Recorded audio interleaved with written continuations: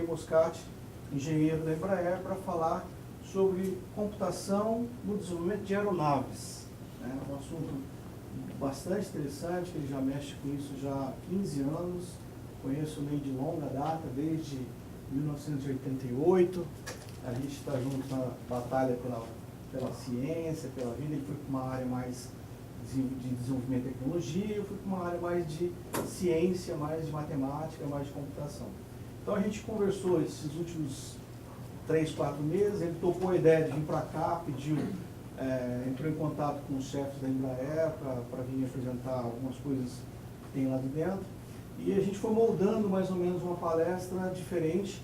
Tem vários vídeos que ele vai mostrar, vídeos do que acontece com os aeronaves, como o sistema computacional como funciona, de forma a mostrar a parte prática, realmente, qual a ligação entre empresa, ciência e universidade. Tá?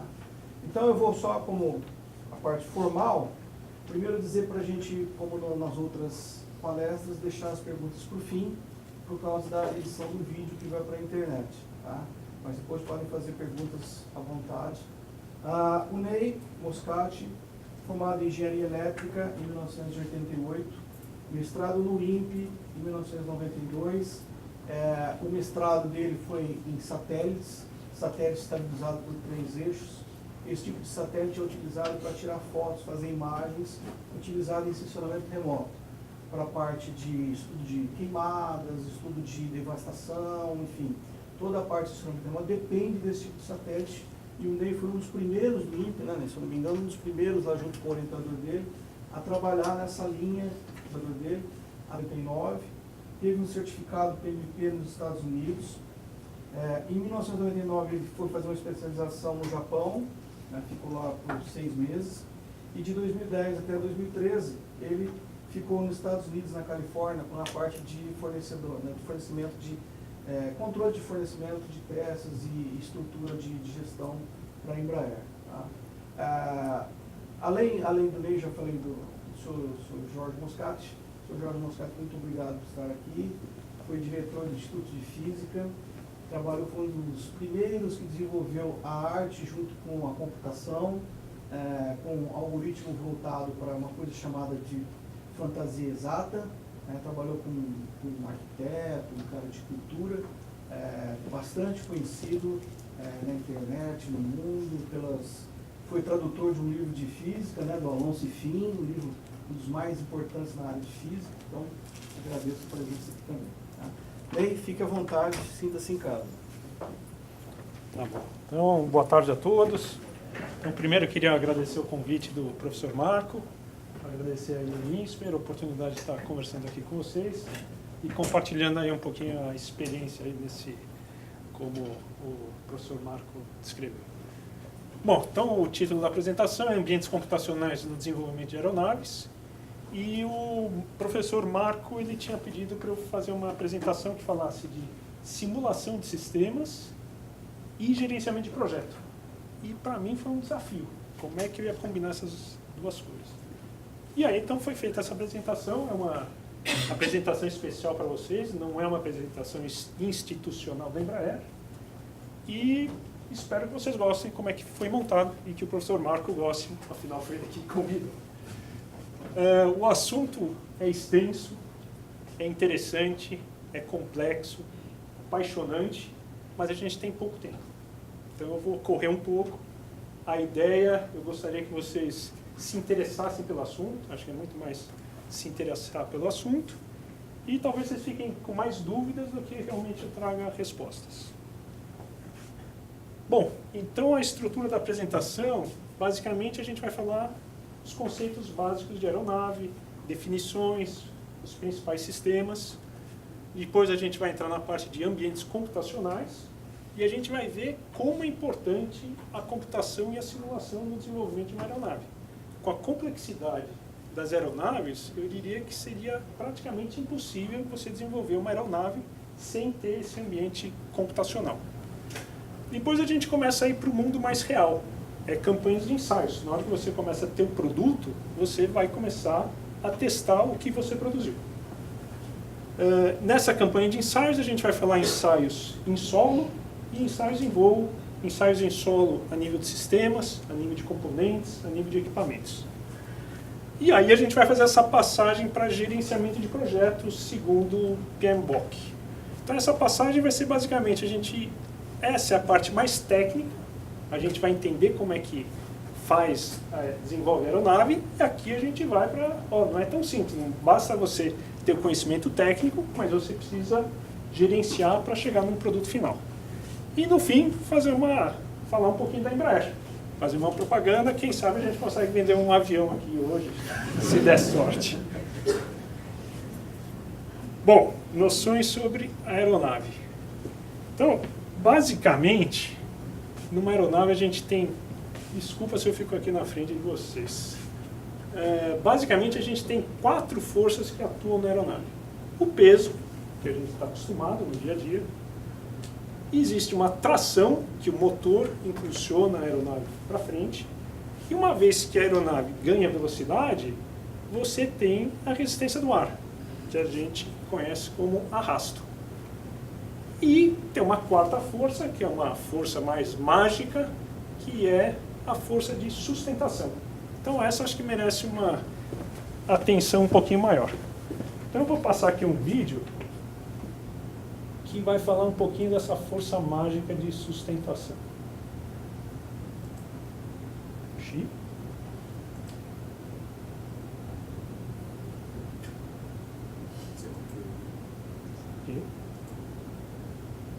Caramba. O que você sugere? O vídeo está na pasta. Ele está aqui mesmo. Lá em cima tinha funcionado. Será que tem alguma outra aqui? Não. Eu posso dar uma olhada no pendrive dessa. Puxa vida. Estranho que no computador lá em cima funcionou.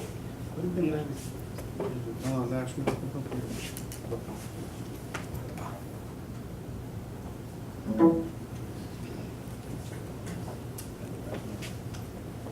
E a gente vai lá.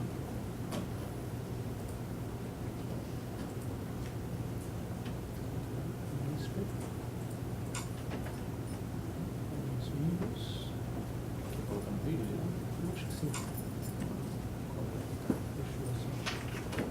Puxa vida, isso aí vai falhar um pouquinho.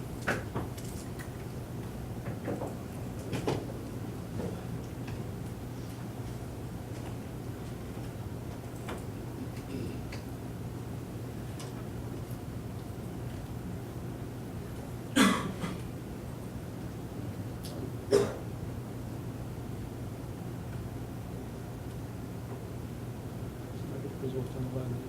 Acho. Não.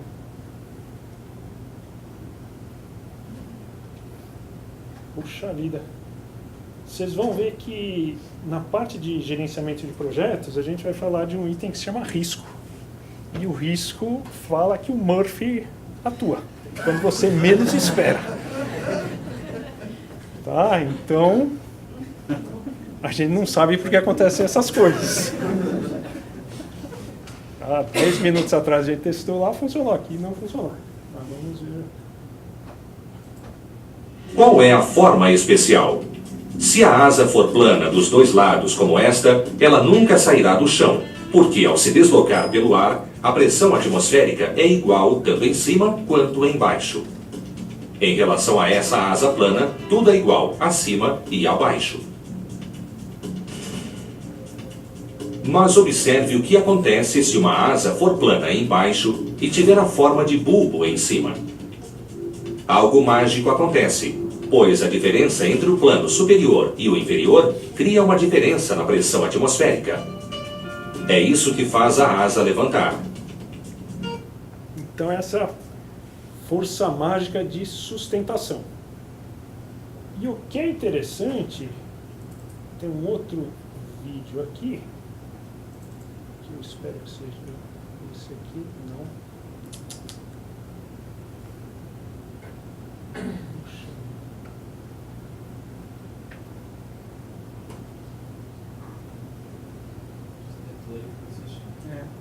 Play e fecha. Alô? Ah, tá bom, entendi. Eu acho que deve ser isso aqui. Esse aqui ele é um vídeo que está em inglês. As discussed earlier, when the airplane moves forward, the relatively flowing air over the wing will produce a lift force on the wings. Just pause for a moment here and have a close look at the wing. You can note that the wing of a modern aircraft is a collection of different parts. During the takeoff, the flaps and slats are extended downwards as shown. This increases the wing area and curvature of the airfoil. As the curvature increases, air will be deflected more. Thus, a greater lift force can be derived even at low airplane speed. As the airplane speed increases, the lift force rises.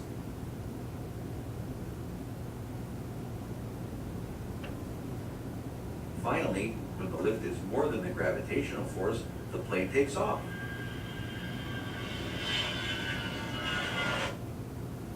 Então, o que é bacana nesse vídeo é As justamente... discussed earlier, when the airplane moved.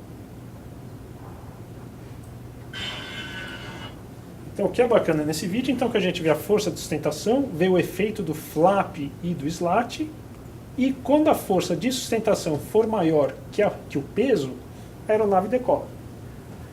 Mas decolar é até perigoso, se você decola e não consegue controlar a aeronave. Então, é preferível você estar em solo controlando a situação do que em voo sem controlar. Então, agora a gente vai falar um pouquinho do equacionamento da sustentação, do equacionamento matemático da sustentação. Então, basicamente, a sustentação, a força de sustentação é o produto do coeficiente de sustentação pela densidade do fluido, pelo quadrado da velocidade do escoamento, pela área da asa. E o coeficiente de sustentação, ele é função do ângulo de ataque e da forma da asa. Então aqui a gente tem uma asa, o perfil da asa, tem a corda e temos aqui o vento relativo. Então o ângulo de ataque é definido como esse ângulo entre a corda da asa e o vento relativo. Aqui a gente tem a resultante da força, que é o sustentação e o arrasto, e aqui é o centro de pressão. Então essa é a curva de coeficiente de sustentação. Então basicamente a gente consegue ver o efeito do flap e do slat que a gente viu no vídeo anterior. Então, à medida que você aumenta o ângulo de ataque, você aumenta a sustentação. Até chegar a um ponto que você chega numa sustentação máxima, que a gente chama, a partir daí, a aeronave estola. Então, realmente, o avião perde a sustentação e cai. Então, esse ponto aqui é muito importante na aeronáutica. Quando você abre o flap, vocês veem que para o mesmo ângulo de ataque, você aumenta o coeficiente de sustentação. E aí você estola aqui. E o efeito do slat, que é ali na frente, você vê que ele estende o ponto em que a aeronave estola. Então, voltando à equação de sustentação, a gente percebe que para aumentar a sustentação, a gente pode aumentar o ângulo de ataque, e isso a gente vai ver que é com o manche. Então, o piloto, quando ele mexe o manche, você aumenta o ângulo de ataque e aumenta a sustentação. É por isso que ele sobe. Você pode mexer na forma da asa, que a gente acabou de ver, abrir o flap e o slat, e você pode colocar potência na aeronave, ou seja, o motor aumentar a velocidade. Então, essas são as formas de você aumentar a sustentação. E aí era aquilo que eu estava falando. Você voar sem controle, é preferível não voar. Então aqui a gente vai ver quais são os controles quando você está voando. Então basicamente na cabine do piloto, você tem o piloto e o copiloto. Isso aqui se chama manche, e o manche você pode picar e cabrar.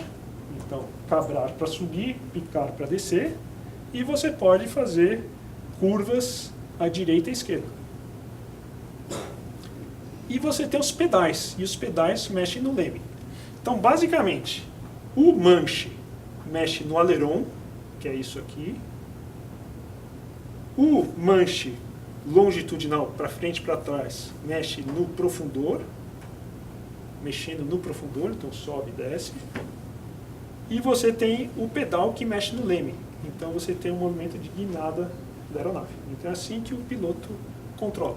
Então isso aqui são chamadas as atuações primárias.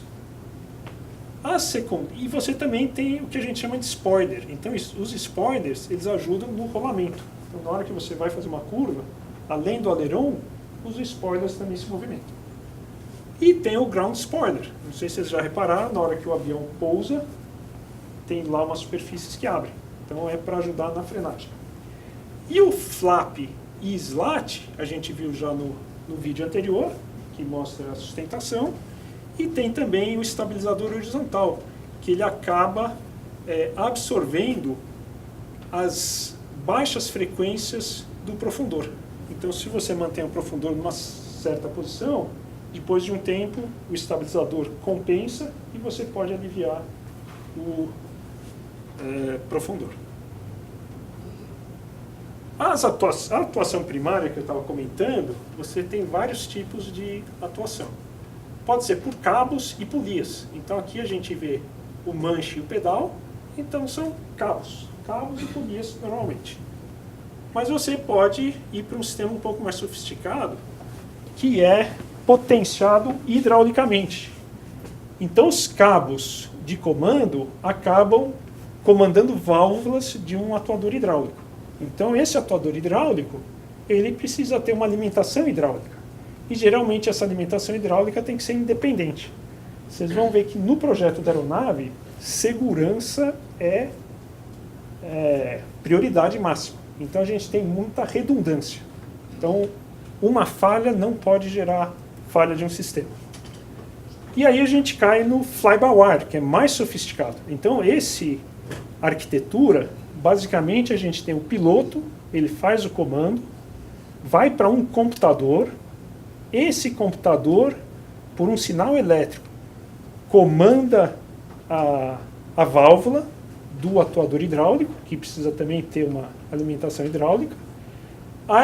Aí o atuador hidráulico mexe na superfície, a superfície acaba atuando na aeronave, a aeronave responde aos comandos, então a cabrar ela sobe, a picar ele desce. A resposta da aeronave basicamente são sensores de posição. Então esse aqui é o inercial. E também você mexe no dados de air data. Então velocidade, altitude. Então o computador com esses sinais do inercial e de air data faz o comando para os atuadores. Uma analogia a isso é o freio ABS. Então o freio ABS, quando você freia, na verdade, a pastilha lá, ela não fica simplesmente um comando direto do pedal. Na hora que você aperta aquela pastilha, se a roda começar a escorregar, ele alivia e depois aperta. Então é um computador que faz o comando. Então a analogia é válida aqui. E aqui a gente tem um exemplo de uma arquitetura de atuação primária no Airbus 350. Então o que é interessante aqui, a gente vê as superfícies, então a gente tem os ailerons. E os ailerons têm sempre essa redundância. Você precisa sempre ter mais do que um atuador. E vocês veem aqui que existem aqueles em verde e amarelo. Então são fontes hidráulicas diferentes. Então se você perde uma, você tem a outra. Então esse é o conceito de redundância. Aqui a gente também tem os computadores. Então tem os computadores primários e secundários. Então esses computadores comandam essa atuação. E, de novo, quando está indicado P é o primário, quando é S é secundário. Então, falhou um computador, ele transiciona para o outro. Então, isso é marcante na arquitetura da aeronave, essa redundância. Falhou, transiciona para o outro, você tem outro sistema hidráulico, outro sistema elétrico. Agora, a gente vai entrar um pouco mais em detalhe nesses tipos de atuadores. Então, a gente falou um pouquinho de atuadores hidráulicos. Então tem válvulas, tem uma alimentação hidráulica.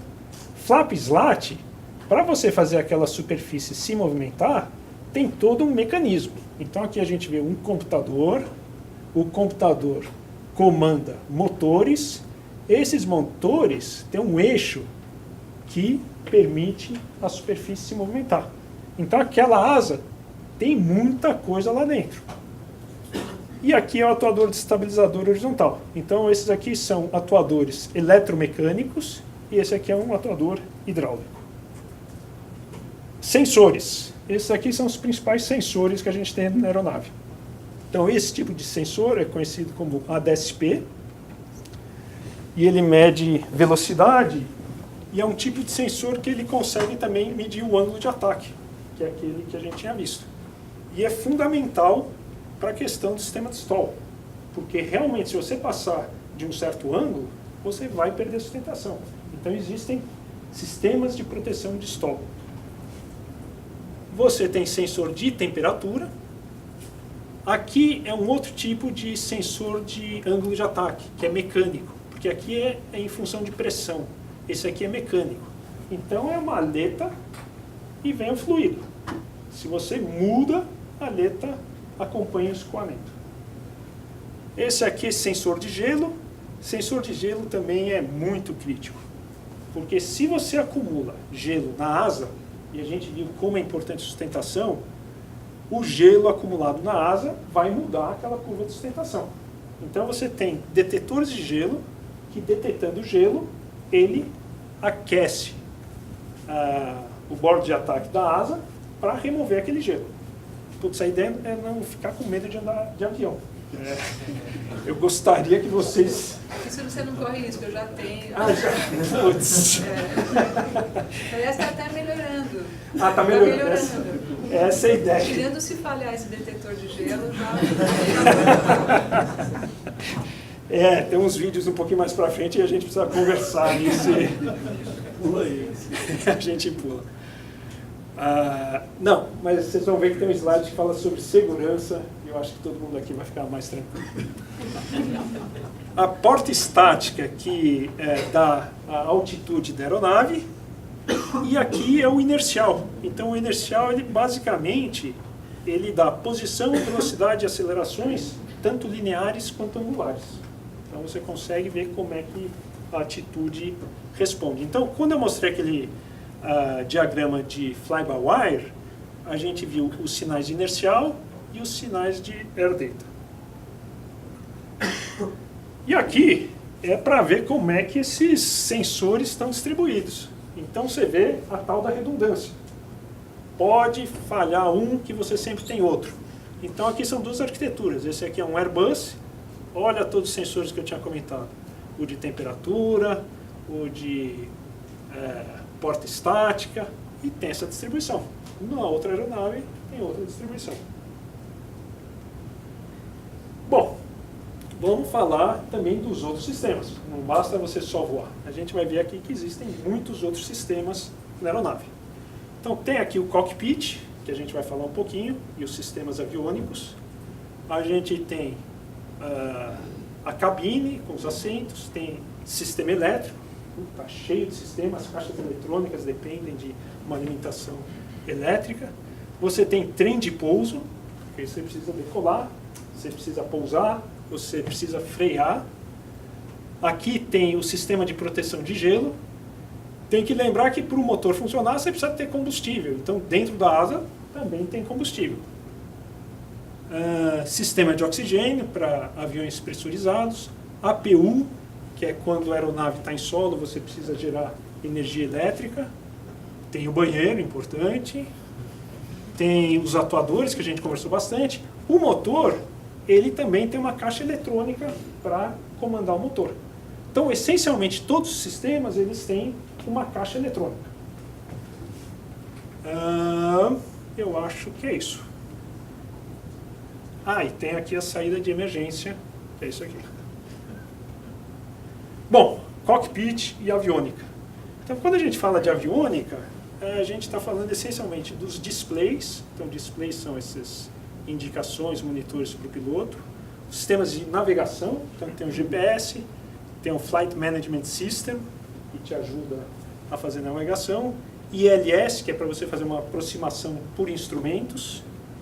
Sistemas de comunicação, então essa aeronave precisa se comunicar com a torre de controle, precisa se comunicar com outras aeronaves.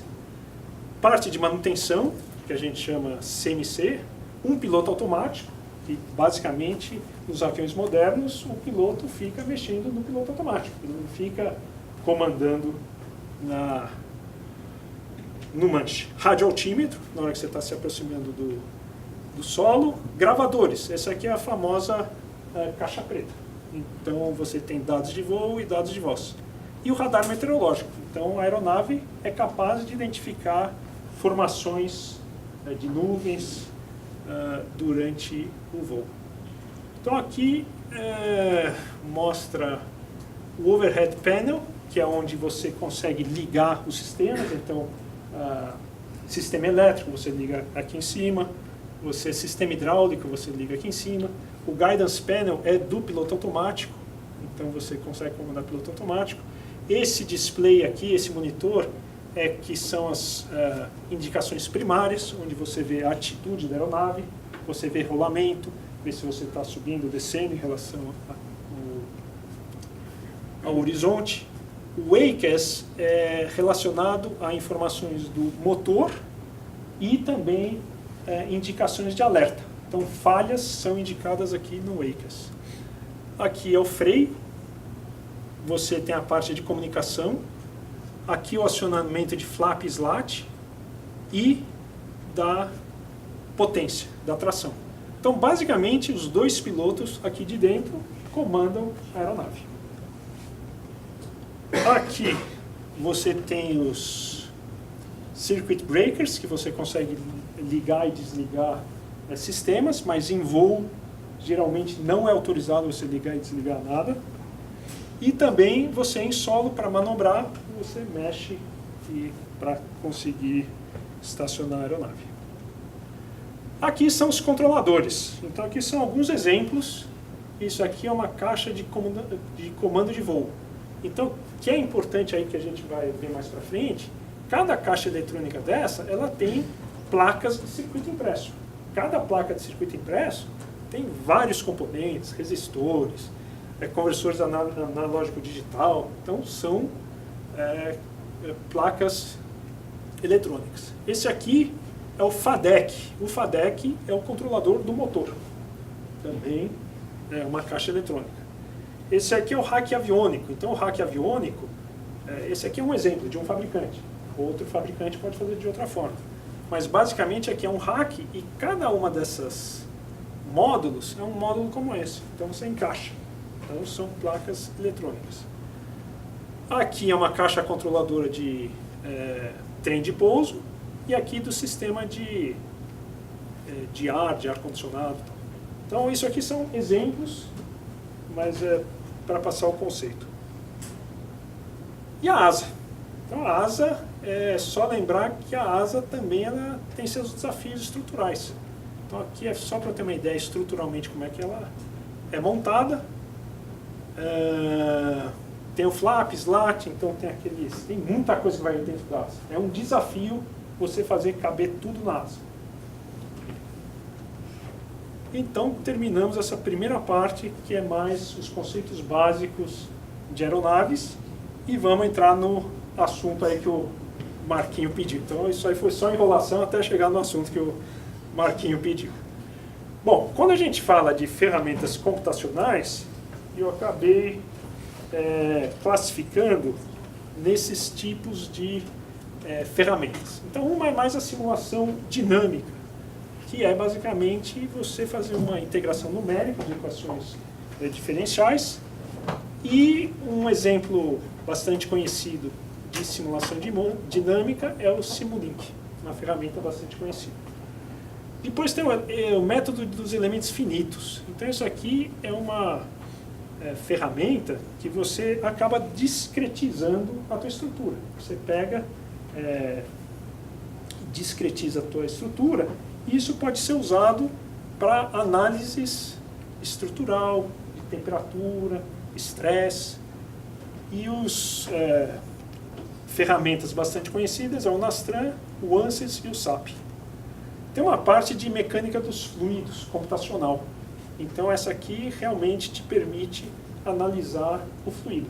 Então, as principais variáveis de um fluido em escoamento é a velocidade, pressão, temperatura e densidade. E um exemplo aqui é o ANSYS. Então, tudo que eu coloquei aqui são exemplos. Não estou dizendo que um software é melhor que o outro, é simplesmente aqueles que eu conhecia. E depois tem a parte de CAD. Então, o CAD é para você usar as ferramentas computacionais no teu projeto. E algumas ferramentas conhecidas é o CATIA, o AutoCAD, o SPICE para sistemas, simulação de circuitos eletrônicos. E depois a gente vai falar um pouquinho também de realidade virtual. Então, esse aqui é um exemplo de simulação aerodinâmica. Então, basicamente, aqui tem os comandos das superfícies, então profundor, alerão, leme e potência. Então, os comandos do piloto são as entradas dessa simulação. Essas entradas entram no modelo aerodinâmico e o modelo aerodinâmico te responde com a resposta da aeronave para aqueles comandos. Então, aqui, basicamente, são as acelerações angulares, então de pitch, roll e yaw, e aqui são a própria atitude, qual que é a atitude da aeronave. Aqui são as posições lineares, e aqui eu acho que é o ângulo de ataque. Mas enfim, é um modelo que a partir das entradas do piloto ele te dá a resposta da aeronave. E esse aqui, durante a apresentação, eu vou falar bastante. Então a gente vai chamar isso aqui de modelo aerodinâmico. Puta merda, aqui tem vídeo de novo. Bom, então aqui é um cartão de circuito impresso. Então a gente vê vários componentes. Esses vários componentes, eles estão conectados por trilhas.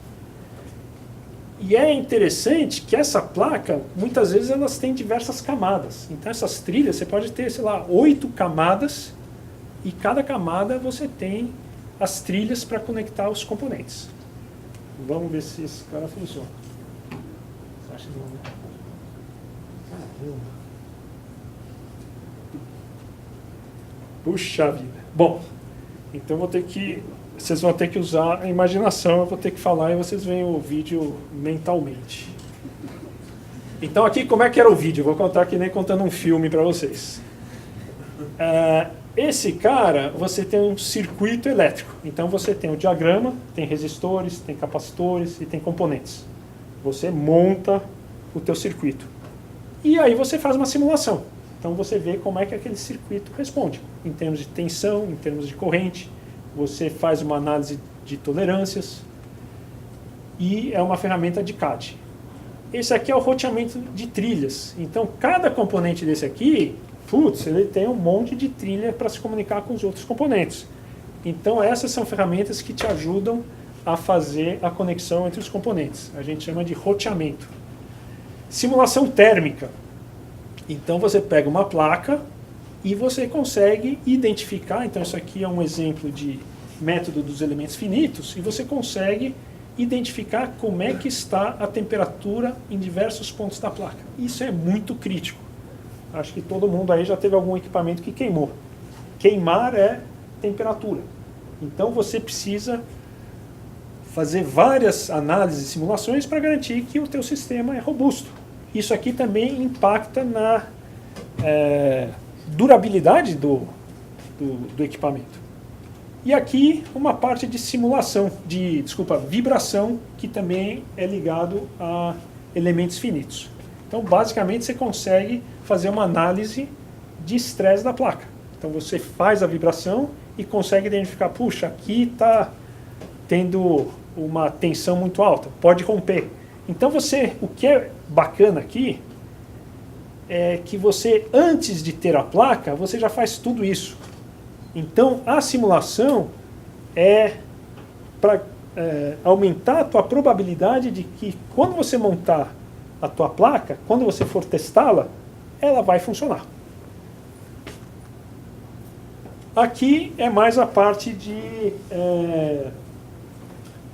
CFD, então computação fluidodinâmica. Então aqui a gente consegue ver como é que muda a distribuição de pressão em função do ângulo de ataque. Então a gente tinha visto que você vai aumentando o ângulo de ataque, você vai se aproximando do stall. Então isso a gente consegue ver. Você está vendo aqui, tem um ponto de pressão aqui em azul. Esse ponto ele começa a se movimentar quando a gente passa de ângulo de ataque 0 para 8 graus. Ele começou a se movimentar daqui de cima para cá e depois chegou aqui embaixo. Então quando você está com ângulo de ataque de 16, você praticamente está perdendo a sustentação. Aqui é o túnel de vento. Então você está começando a dar um segundo passo. A gente está aqui no ambiente puramente computacional. Aqui você começou a fazer uma prototipagem. Então você tem o túnel de vento.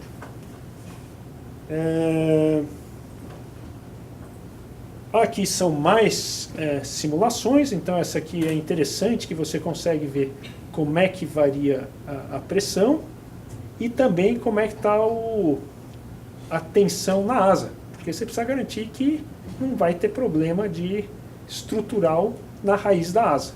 E a gente pode ver o quanto a asa deflete, porque é isso, a pressão na asa, a força de sustentação é na asa. Então a asa que levanta a fuselagem. Então é normal você ter grandes deflexões aqui. Aqui é uma simulação de um avião da Embraer que foi usado para vigilância no CIVAM. Então aqui tem uma antena enorme. Esse avião parece até um grampeador voador. E aqui a gente consegue ver o escoamento. Aqui também a gente consegue ver a comparação de um ensaio de ingestão de água. Então vocês veem aqui é o teste real, o avião indo numa pista totalmente molhada, e como é que ficou a simulação de CFD. Então o conceito importante aqui, você antes de ter o avião, você tem um avião virtual. Você consegue fazer tudo nesse ambiente de simulação digital. Aqui é mais a parte de CAD, então você consegue ver, a asa não tem muito espaço. Como é que você garante que tudo vai caber? Aqueles cabos, aqueles tubos hidráulicos, todos os equipamentos, é uma infinidade de componentes e equipamentos, a tal história da redundância, segregação. Como tudo é duplicado, você tem que ter cablagem duplicada. E a cablagem precisa ser segregada. Então, se você tiver um problema aqui, você vai ter uma cablagem do outro lado. Então, para você gerenciar tudo isso, você usa essas ferramentas de CAD. Então, aqui é um mock-up, dá para ver toda a parte estrutural, e ajuda muito na integração de sistemas. Avião virtual, isso aqui foi usado no KC-390 e vem sendo usado também no E2. Então, basicamente, aqui, todos aqueles sistemas que eu mostrei, a gente simula no ambiente computacional. Então, aqueles displays que aparecem no cockpit, a gente consegue simular tudo nesse ambiente totalmente virtual. Centro de realidade virtual, também CAD. Então, isso aqui você coloca aquele óculos 3D e você também consegue ver toda a aeronave. Você gira, você vê se tem espaço para fazer manutenção. Putz, esse aqui a gente vai ter que rodar os vídeos, hein? Não, né?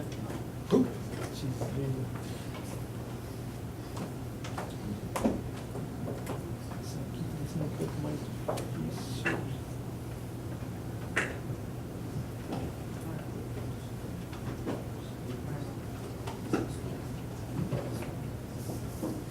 Acho que é esse aqui.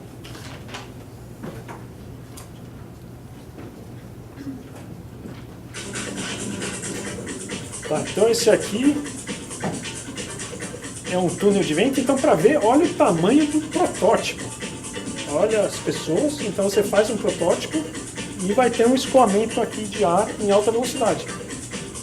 E você vê que a gente consegue movimentar. Então você muda para diversas latitudes e você consegue medir a força de sustentação.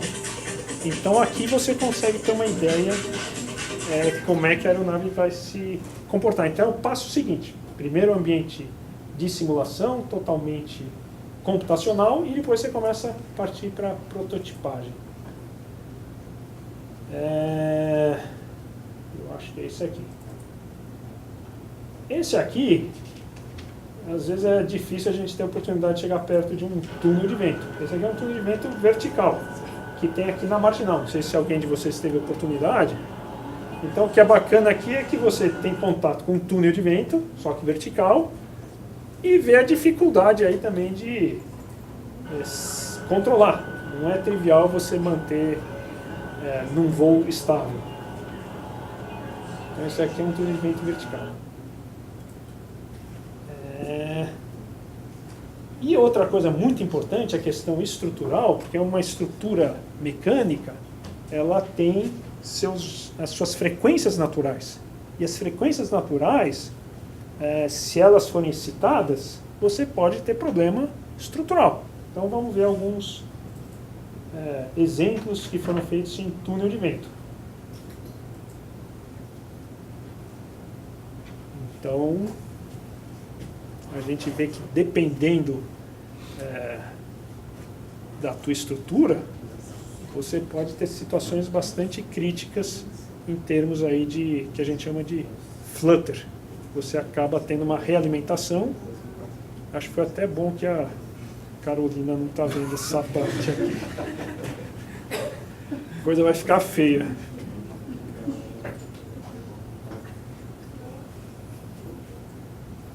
Tá bom, eu acho que esses eram os vídeos que estavam naquela página. Beleza. Campanhas de ensaios. Então agora a gente passou do ambiente de simulação, do ambiente totalmente digital, começamos a entrar na parte de prototipagem. Agora a gente está indo, olha, eu produzi as peças, eu produzi os equipamentos, agora eu preciso garantir que eles estão conforme especificado. Então aqui é a gente chama uma câmara para ensaios ambientais. Então aqui você consegue pegar aquela tua caixa eletrônica, colocar aqui dentro e você tem perfis de temperatura. Então a temperatura começa a elevar, depois ela baixa, você consegue colocar vibração. Então você deixa aqui e fica maltratando a caixa eletrônica aqui dentro, para garantir que o teu projeto é robusto. Tem a parte de interferência eletromagnética. Então aqui você põe as tuas caixas eletrônicas e coloca uma antena. E aí você irradia o teu sistema eletrônico. Então você varia as frequências, você varia a amplitude. Então sempre tem essa conversa, putz, na hora você precisa desligar o celular na hora de decolagem. Então está muito relacionado com isso. Você pode ter interferências eletromagnéticas. Aqui é a asa. Você tem uma asa e faz também análise estrutural. Você vê como é que está a flexão da asa. Iron Bird. Então, Iron Bird é um laboratório. Esse laboratório, basicamente, o que você faz? Você monta tudo num laboratório. Então, você pega toda a parte hidráulica. Então, isso aqui foi feito para o Legacy. Então, aqui é a tubulação hidráulica. Aqui você tem todos os atuadores. Aqui você tem a parte aviônica, que é o cockpit. Aqui você também tem o modelo da aeronave. Você tem todas as caixas eletrônicas. Você tem um sistema de aquisição que monitora todas as variáveis entre os computadores. Você também consegue inserir falhas. Então você faz simulações de o que acontece se eu perder aquele sensor? O que acontece se eu perder hidráulica? O que acontece se eu perder o sistema elétrico? E aqui a gente consegue ver, porque aqui é um mockup digital. Ele se transforma num laboratório físico. Aqui você tem parte de trem de pouso, a parte de comandos de voo, aviônica. Então o piloto ele consegue fazer um voo nesse laboratório. Então a Embraer, o que ela costuma fazer? Antes do primeiro voo, ela simula o primeiro voo aqui. Então o primeiro voo, o piloto faz exatamente aqui, ó. Vou fazer uma decolagem com peso tal, com centro de gravidade tal, vou subir até 10 mil pés, lá vou fazer uma curva para a direita, uma para a esquerda. Você faz tudo aqui. Serve de treinamento para tripulação, serve para garantir que o sistema está funcionando bem e você também coloca falhas. O que acontece se falhar isso, aquilo? O piloto já está preparado para isso. Ensaios, baixa temperatura. Então existe uma câmera que, putz, vai para menos 40 graus. Você garante que a aeronave está funcionando nessas temperaturas. Aqui é a parte de lightning, esse aqui é no 190, então lightning é raio. Você precisa garantir que quando a aeronave está sujeita a raios, você não vai começar a queimar equipamentos. Então são feitos esses testes. E o Ground Vibration Test, conhecido por GVT, é onde você valida aquelas frequências naturais que eu tinha comentado. Então você valida o teu modelo estrutural, vê quais são as frequências naturais, para não ter o problema do flutter. Espero encontrar o nosso vídeo de flutter aqui. A gente viu o flutter em laboratório, mas tem o flutter em voo. Esse aqui era bom. Esse aqui que não é bom. Quem tem medo de avião, por favor, ou fecha o olho.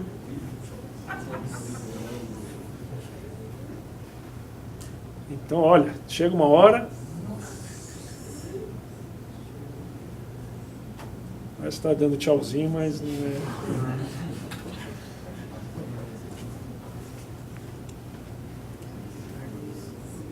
Parece que vai quebrar, mas quebra mesmo. Então,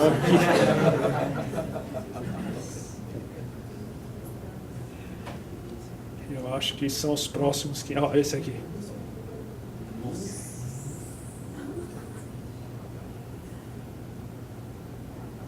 Flutter é assustador.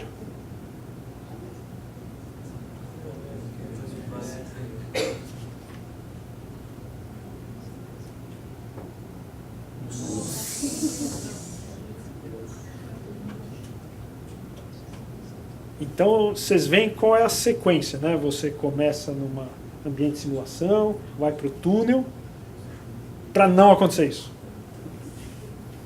Tá? Então,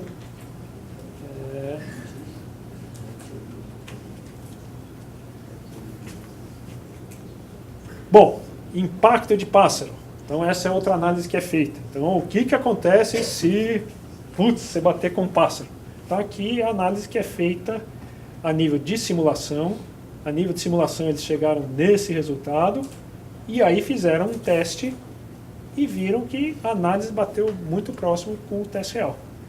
E aqui, para quem vai almoçar, não sei se vale a pena a gente assistir, mas acho que vale a pena, vai pena para todo lado.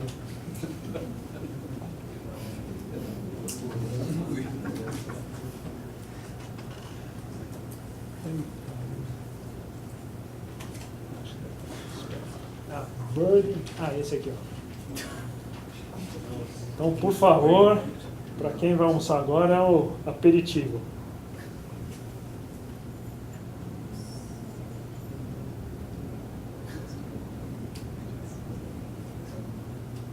Tá? Então, mas é importante, que é aquela história que eu tinha comentado, do risco.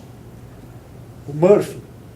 Cara, da mesma forma que o Murphy atacou aqui, nada impede que você está voando e, dá de cara com o urubu. Mas a gente já fez análise e garante que não vai ter problema nenhum. Aqui, ensaios de gelo. Então, isso aqui é ensaio de gelo artificial. Então, vocês veem, o pessoal coloca formas de gelo e vem o efeito na sustentação, na asa. Então, isso é feito com gelo artificial. Você também faz ensaios com gelo natural. Então você sujeita o avião, a aeronave em operação de baixa temperatura. Esse aqui é um teste chamado de VMU. Então você tenta decolar na velocidade mais baixa. E é comum você acabar raspando a cauda. E esse aqui é o stall, que eu tinha comentado com vocês. Você vai aumentando o ângulo de ataque, chega uma hora que você perde a sustentação. Isso aqui, ó, são fiozinhos de lã. Lã normal, não tem nada de especial. Isso aqui é um durex, acho que é um durex um pouco mais especial. E isso aqui é a linha com escoamento. Então vamos ver como é que fica o escoamento durante uma manobra de stall.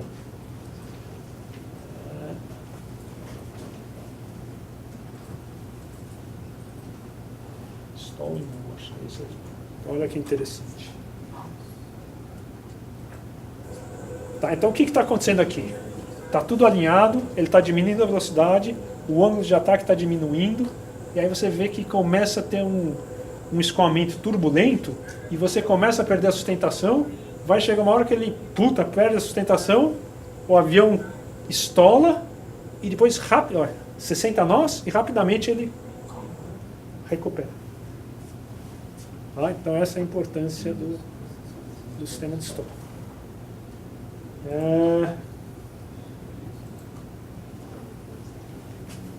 Putz, esse é bacana. Vamos ter que, esse aí também não podemos deixar de ver. Espero achar esse vídeo.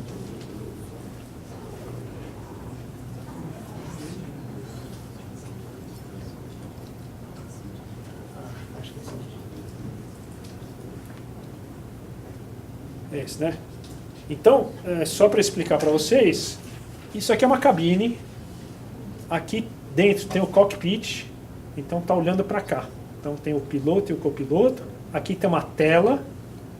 E esse negócio é movimentado, a gente chama de um simulador de voo com base móvel.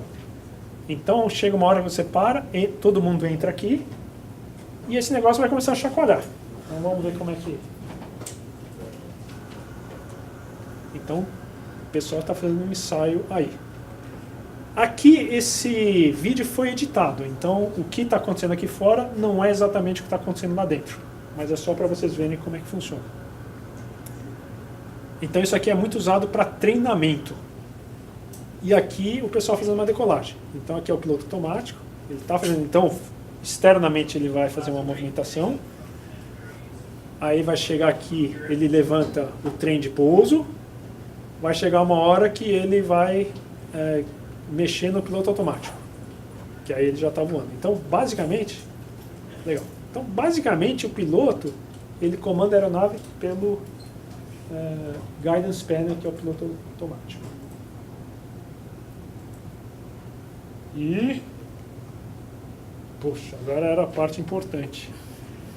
Então, vocês viram que é feito muito teste, muita análise, muita simulação. E isso acaba gerando um produto seguro. Então, essa aqui é uma estatística que compara com outros meios de transporte. Então, motocicleta, certamente é o mais perigoso. Carro, aqui é barco, trem e aeronave. Então, acho que é muito mais uma questão psicológica, porque do ponto de vista racional, uma aeronave você voar de avião é muito mais seguro do que andar de carro ou andar de ônibus. E é muito mais rápido e muito eficiente. Então, é um meio de transporte aí que vale a pena. E aqui esse outro gráfico é bastante interessante, que ele mostra que o número de passageiros transportados vem crescendo e o número de acidentes vem caindo. Tá? Eu acho que terminamos a parte aí de aeronaves. Bom, o gancho que eu tinha comentado no início da palestra, como é que eu combino simulação de sistemas com gerenciamento. Então a ideia é, olha, tecnicamente sabemos como fazer o avião, mas não é tão simples. Então a gente vai ver aqui alguns slides que eu acho interessante. Essa transparência mostra o que o cliente necessita. Então ele está querendo um avião. E a gente viu que tem muitas áreas que trabalham no desenvolvimento dessa aeronave. Então o pessoal de aerodinâmica enxerga, baseado nos requisitos deles, eles queriam fazer um avião assim, que ele tem boa performance, não tem arrasto, tem boa sustentação. Então para eles era isso que eles gostariam de entregar. O cara de fabricação, queria fazer um projeto fácil. 2 pregos aqui, põe a asa lá, dá tudo certo. O cara de custo fala, entrega negócio de papel aí que tá bom. Então, o que é interessante nessa figura, essa figura é profunda aqui, a mensagem. É uma questão de otimização local e global. Essa é a solução ótima para a aerodinâmica. Essa é a solução ótima para a fabricação. Então, são otimizações locais. Mas a gente precisa ter uma otimização global. A gente precisa gerenciar todos esses conflitos de requisitos. para chegar nisso aqui.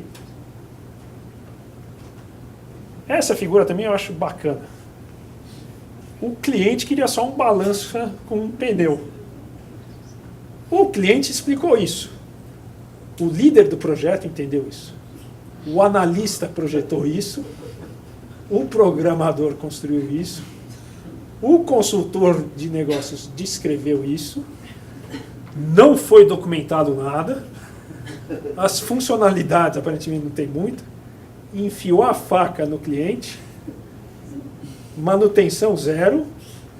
Então, caramba, importância na comunicação e requisitos claros.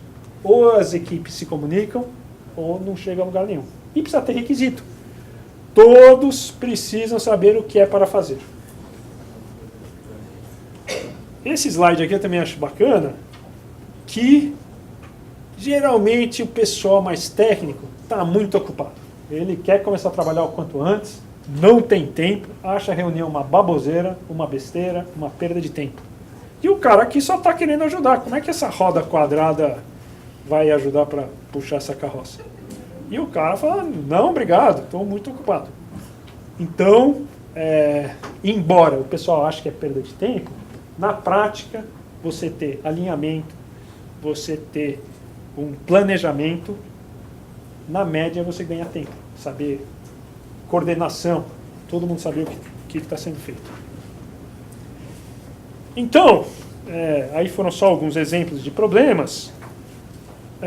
Para endereçar esses desafios ou esses problemas, o PMI, que é uma entidade americana, reconhecida em gerenciamento de projeto, desenvolveu um guia, que é chamado PMBOK, para gerenciamento de projetos. Então vale a pena a gente definir o que é um projeto. O projeto é um esforço temporário, então ele tem começo e fim, para criar um produto, serviço ou resultado único. Então esse guia aqui apresenta boas práticas para aumentar a chance de sucesso do seu projeto. E a organização desse guia, ele basicamente tem grupo de processos, então ele tem um início, você faz um planejamento, você executa de acordo com o planejado e depois você controla se a tua execução está conforme o planejado. E depois você termina. Então isso aqui está consistente com o conceito de projeto. Ele tem um começo, um meio e um fim. E depois você tem as áreas de conhecimento. Então esse guia, esse PMBOK, ele praticamente para cada área de conhecimento é um capítulo do livro. Então, esse aqui é mais de integração. Pessoal, vou começar a correr um pouquinho, porque senão não vai dar tempo. Escopo. Escopo, você precisa saber exatamente o que você vai fazer. Então, você precisa ter bons requisitos. E você acaba gerando, com o escopo, os pacotes de trabalho. Vou mostrar um exemplo a gente chama de WBS. Depois, você precisa gerenciar o tempo. Se você sabe o que você tem que fazer, aí você faz um detalhamento a nível de tarefas, aí cada tarefa você sequencia, como é que elas estão correlacionadas, e você faz uma estimativa de tempo para cada atividade. Aí você consegue ter uma ideia onde é que você termina. E você desenvolve o que a gente chama de cronograma. Custo. Infelizmente, as coisas têm custo. Quando você vai fazer um projeto, a primeira pergunta que fazem é quanto vai custar. Então, isso aqui que define o orçamento. Qualidade. Você precisa garantir a qualidade do produto que você vai entregar para o cliente. Ainda precisa de gente para trabalhar no projeto. Você precisa montar equipes. Então, a parte de recursos humanos. Comunicação. A gente viu a importância de comunicação. As áreas precisam estar se falando. Você precisa conversar com teus fornecedores. Você precisa conversar com seus clientes. Risco. Eu fui aqui a vítima do Murphy. Tá? Então, eu deveria, em casa, ter feito uma análise de risco e falar, se o vídeo não funcionar, o que eu faço? Eu não fiz. Você vê, a gente explica para os outros e não faz. É incrível. Essa parte aqui é gerenciamento de fornecedores e essa a gente vai passar em frente. Tá, então, basicamente, requisitos. Você tem que ter os requisitos, e você tem que saber que tipo de requisito, quem gerou o requisito. Aí você monta o que a gente sabe é os pacotes de trabalho. A gente trabalhou muito nessa parte do... Isso aqui é uma aeronave como um todo. A gente falou muito de como fazer a parte de sistemas. Então aqui, para ter um avião, eu preciso ter uma estrutura, precisa ter asa, eu preciso ter um motor, preciso ter um comando de voo. Então a gente começa a detalhar o que precisa ser feito. E também a gente falou muito da parte de teste. Mas uma aeronave é muito mais do que isso. Você precisa ter treinamento. Quem vai usar aquilo precisa ser treinado. Você precisa ter documentação. Você precisa ter equipamentos de suporte. Você precisa ter instalação. Onde é que você vai construir tudo isso? Então, com isso aqui, você vai montando os pacotes de trabalho e depois entra em mais detalhes nas atividades e você chega no que a gente chama de um cronograma. Então aqui vocês já têm uma ideia como olhar o cronograma. Ensaios de túnel de vento, vocês conseguem fazer cálculos de cargas. Com cálculos de cargas você consegue fazer cálculo de estruturas, ferramental para desenvolver para fabricação, chega os protótipos e faz os testes. Esse aqui é um exemplo do KC390. E existem, a gente falou, do escopo, tempo e custo. Então esse aqui é o tripé de restrições. Então como é que funciona? Se você aumentar o escopo, normalmente você aumenta o tempo para realizar. Você vai fazer mais coisas. E aumenta o custo. Se você, por exemplo, quer diminuir o tempo para realizar um projeto, você pode chegar e falar, não, eu vou aumentar o meu custo. Vou liberar hora extra. Vou aumentar as equipes. Vou ter mais laboratórios. Ou eu quero diminuir o custo, aí a primeira coisa que você fala, será que eu não posso diminuir o escopo? Tira aquela funcionalidade. Então esse aqui é o tripé de restrições. Qualidade. Então aqui é um exemplo de 7 ferramentas da qualidade. Então toda vez que você tem um problema num produto, você tem que fazer um diagrama de causa e efeito. Por que aquela peça não está atendendo a especificação? Puta, é problema de treinamento da pessoa que estava fazendo a peça. É problema da matéria-prima. Então esse é um diagrama de causa e efeito que te ajuda a identificar onde é que é o problema.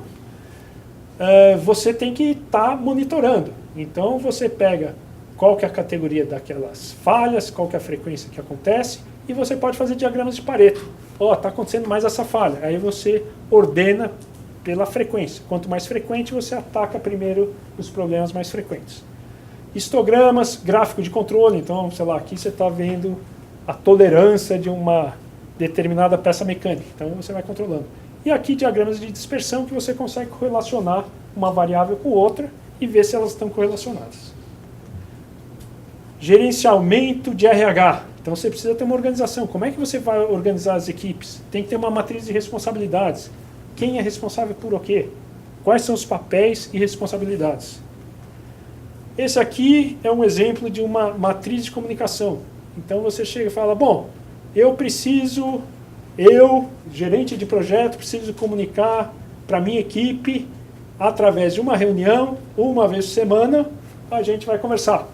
Eu preciso falar com a minha gerência, com a minha diretoria. Eu preciso falar com o meu fornecedor. Então você monta o que está sendo comunicado, qual que é o público, com que frequência, para garantir que está todo mundo alinhado. Risco. Putz, cara. Esse exemplo, próxima apresentação, vou dar esse exemplo aqui. Bom, risco vocês sabem o que é risco. Então, você formaliza o risco dessa forma, facilita bastante. Se isso ocorrer, então acontece isso. E o risco é definido como a probabilidade versus o impacto. Então é comum você montar uma matriz de risco. Se acontecer isso, então acontece aquilo. Qual que é a probabilidade disso acontecer? É muito provável de acontecer? Ou é pouco provável? Qual que é o impacto? Se acontecer, o impacto é mínimo. E aí você multiplica um pelo outro. Então, se esse produto de probabilidade de impacto for alto, você fala, caramba, eu preciso olhar com cuidado. Então aqui você acaba fazendo o seguinte, esse aqui é o impacto, essa aqui é a probabilidade. Então tudo que tem uma probabilidade alta e um impacto alto, você precisa prestar muita atenção. Prestar muita atenção, você precisa ter uma mitigação, ação para que diminua o risco. Ou uma contingência, ou se acontecer eu vou fazer isso. E aqui a parte de fornecedores. Então esse aqui é um exemplo do E2, olha o número de fornecedores. Então são várias empresas, como é que você gerencia todas essas empresas? E aí um pouquinho da... Putz, na hora que eu ia vender o avião, o pessoal foi embora. Mas estou confiando que os que ficaram é o que tem maior chance de comprar. Bom, história da Embraer. Em 49 foi a criação do CTA e do ITA. Em 69 nasceu a Embraer, ainda era estatal, controlada pelo governo. Em 94 a empresa foi privatizada. Essa aqui são as aeronaves produzidas pela Embraer. Na aviação executiva, basicamente tem a família Phenom, a Legacy e o Lineage. Então isso aqui são de alto luxo. A aviação comercial tinha a família do 145, a família do 170 e a Embraer está trabalhando agora na família 2. Então essa aeronave aqui está sendo desenvolvida, a previsão é que ela seja certificada até o fim do ano. E a parte de defesa, o Super Tucano, é um avião de treinamento bastante usado. Esse aqui, usando a plataforma do 145, é para vigilância, então tem uma antena de radar, e o KC-390. Isso aqui, desenvolvimentos simultâneos. Então, de 2000 a 2016, olha todos os programas que aconteceram. Eu acabei tendo sorte, participei no Embraer 170, na família Embraer 170 e 190, participei no Legacy, participei um pouquinho no Phenom 100, e agora estou trabalhando nesse E2 190. Bom, aviação comercial, esse aqui são as fotos. Esse aqui são aviação executiva, então aqui estão todos os aviões. Putz, alto luxo, esses aqui que eu gostaria de ver se alguém se interessa. Depois alguém, se quiser falar comigo, a gente... aqui são os clientes da aviação comercial no mundo. Então você vê que tem muita exportação. Aqui, como é que está distribuído as entregas. Então, nesse fatia do mercado, a Embraer é líder. E nas encomendas, a Embraer também é líder. Então, aqui tem outros novos participantes. A Sukhoi russa, Comac chinesa, Mitsubishi japonesa e a Bombardier canadense. E aí tem um vídeo. Dá tempo? Eu acho que vale a pena. Eu acho que esse vídeo é muito bonito. Só espera achar, tá?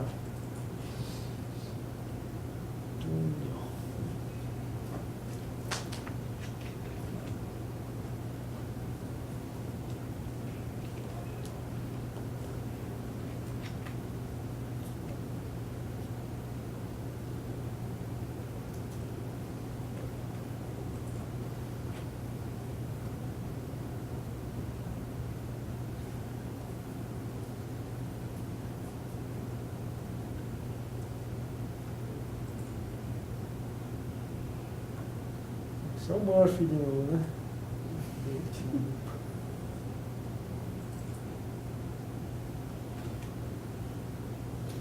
Moçada, eu acho que eu vou pedir desculpas, não achei, é um vídeo muito bonito. Você acha que eu consigo entrar na internet aqui?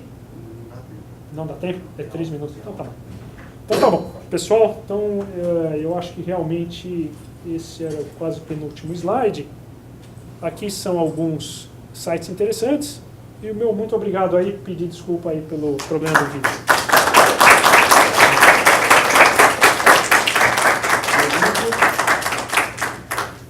Perguntas? Ney, você falou o negócio do acidente, mas vocês estudam lá a parte de, por exemplo, quando um avião cai, quantas pessoas morrem, quanta moto bate, a chance dela e do avião, o número de mortes? Naquele comparativo de meios de transporte. Marco, aquela parte eu simplesmente acabei mostrando a estatística, mas realmente eu não tenho dúvida que como meio de transporte é o mais seguro. E o pessoal de... Oi. Fiquei com uma dúvida. Você falou muito sobre aviões de grande porte. Esse mesmo esquema de segurança, essa complexidade consegue ser passada de forma reduzida para aqueles aviões menores, bimotores, monomotores? Tá. Ou é uma mecânica diferente, muito diferente? Acho que essa tua pergunta é bem interessante. Então, como é que funciona? Para uma aeronave entrar em operação, ela precisa ser certificada. E os requisitos de certificação, eles estão associados à categoria de aeronaves.